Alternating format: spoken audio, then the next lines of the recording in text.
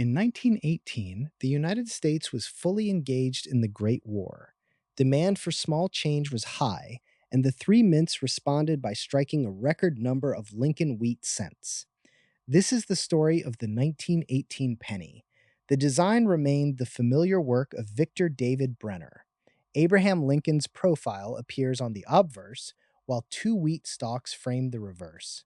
In 1918, Brenner's initials V.D.B. can be found in tiny letters on the truncation of Lincoln's shoulder, a detail restored after the controversy of the 1909 issue. That year, the Philadelphia Mint alone produced more than 288 million coins with no mint mark.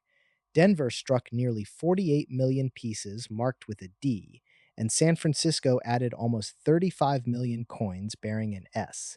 The combined total exceeded 370 million pennies, the highest mintage of the Lincoln series up to that time. Because so many were made, ordinary circulated 1918 pennies remain common and inexpensive today. A worn example from any mint can still be found for well under $1. Yet condition makes an enormous difference.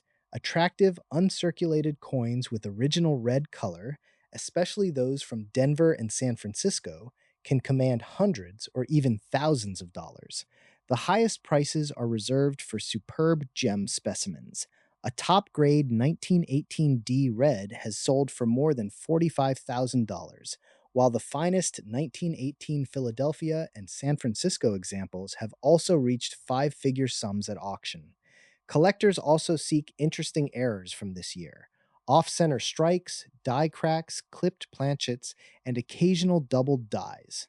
Dramatic off-center coins that still show a full date are particularly desirable and can bring several $100s.